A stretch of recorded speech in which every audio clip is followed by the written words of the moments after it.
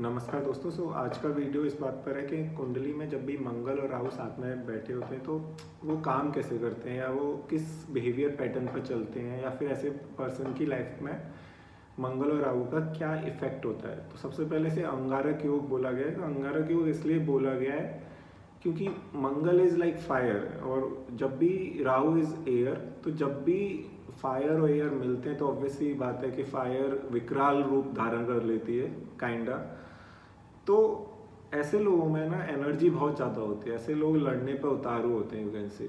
इन particular sector जिस भी house में ये बैठे होंगे वहाँ पर्सन लड़ जाएगा। अगर कहीं हाउस में नहीं बैठे हो, स्टिल मंगल और राहु साथ में बैठे हैं, तो इट्स नॉट लाइक कि वो बंदा हर जगह हर समय लड़ने के लिए उतारू होगा। नहीं, जिस भी हाउस में बैठे हैं उससे रिलेटेड जितने भी रिजल्ट्स पाने के लिए वो पर्सन फाइट कर रहा होगा या वो पर्सन ऑलमोस्ट लाइक वॉर लड़ रहा होगा। तो ऐसे लोगों की पर्सनैलिटी ना काफ़ी वॉरियर किस्म की होती है। तो जब भी राहु मंगल के साथ बैठ जाए तो व्हाट हैपन्स कि राहु कैटलिस्ट है, जस्ट लाइक कि वो किसी भी प्लैनेट के साथ बैठ जाता है वो उसकी पावर को बढ़ा देता है। तो जब भी राहु मंगल के साथ बैठेगा तो person will be courageous eight extreme level. So suppose करो अगर राहु चंद्रमा के साथ बैठ जाते हैं तो ऑब्वियसली बात है पर्सन बहुत ओवर थिंक करता है, इवन डीप ओवर थिंक भी कर सकता है। तो जब भी कुंडली में लगन में मंगल राहु बैठे तो ऐसा पर्सन बहुत ज़्यादा एग्रेसिव होगा। वो हमेशा मंगल राहु साथ में होता है तो उसका एक बेसिक ट्रेट होता है, वो पर्सन हमेशा किसी भी काम को करने की ना बहुत जल्दी में रहता है। जैसे उसे बोलो कि यहाँ चलना है, हाँ चलो, लाइक वो बंदा बिल्कुल भी सोचेगा नहीं करने के लिए। ही विल बी लाइक के चलना है चलो, क्या कर इतना टाइम क्यों लगाना है। सो सपोज करो अगर कुंडली में फर्स्ट हाउस में बैठा है तो it is a very bad combination, क्योंकि first house is your personality. जब भी मंगल राहु साथ में बैठे हों लगन में तो ऐसे पर्सन को बहुत जल्दी गुस्सा या बहुत जल्दी एग्रेसिव बिहेवियर का हो सकता है।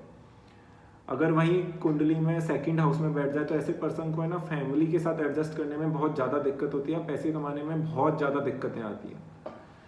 तो आई नो अ चार्ट जिसमें कुंडली में ना थर्ड हाउस में मंगल और राहु साथ में बैठे हैं एंड वो पर्सन अपने पड़ोसियों के लिए अपने पड़ोसियों के लिए किसी से भी लड़ जाता है, क्योंकि third house belongs to your इसमें छोटे भाई बहन और यू कैन से के नेबर्स को रिप्रेजेंट करता है। तो ऐसे पर्सन ने इवन फाइट्स नेबर के लिए ही लड़ी हैं।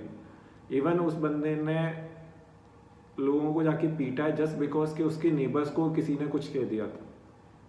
इन सिमिलर वे अगर फोर्थ हाउस में मंगल राहु जाए तो आई नो अ पर्सन जिसमें वो पर्सन फुल टाइम प्रॉपर्टी लेने के लिए सोचता रहता है एंड उस पर्सन की किसी प्रॉपर्टी पे किसी ने कब्जा कर लिया एंड वो पर्सन को लड़ना पड़ा अपनी प्रॉपर्टी को छुड़ाने के लिए। So there is a one more combination कि अगर मंगल राहु सिक्स हाउस में थे बट वो लगन में नहीं थे लेकिन चलित में थे, तो जब भी चलित में हो तो वो पर्सन का जो टाइम पीरियड है वो वैसा बन जाता है जैसा चलित में प्लैनेट्स का कॉम्बिनेशन बनता है। तो वो पर्सन फुल टाइम अपनी बीमारियों से लड़ रहा है and that person is constantly searching the solutions of his diseases. तो जब भी मंगल राहु कहीं भी बैठ जाए तो ऐसे पर्सन के लिए वो हाउस वॉर जोन बन जाता है। ये सेवेंथ हाउस में नहीं होना चाहिए, क्योंकि सेवेंथ हाउस में जब भी मंगल राहु साथ में तो ऐसे पर्सन को मैरिज चलाने में बहुत ज़्यादा दिक्कतों का फेस करना पड़ता है। ऐसे लोगों को समझ नहीं आता कि मैरिज चलाई कैसे जाती है या फिर पार्टनरशिप चलाई कैसे जाती है। Even in the business they will face the problems. So जब भी आपकी कुंडली में अगर मंगल और राहु साथ में बैठे हो तो किसी भी काम को करने की जल्दी ना करें। लाइक कभी भी किसी भी काम को जल्दबाजी में ना करें। हमेशा पेशेंस धैर्य के साथ सोच के समझ के आराम से थॉट के साथ प्लानिंग करके आप किसी भी काम को एग्जीक्यूट करें। एंड जब भी राहु मंगल के साथ बैठता है तो it is like person will have extreme level of stamina और एक्सट्रीम लेवल ऑफ एनर्जी। तो आपको आना चाहिए कि आपको उसको पॉजिटिवली यूज करना है या नेगेटिवली यूज करना है।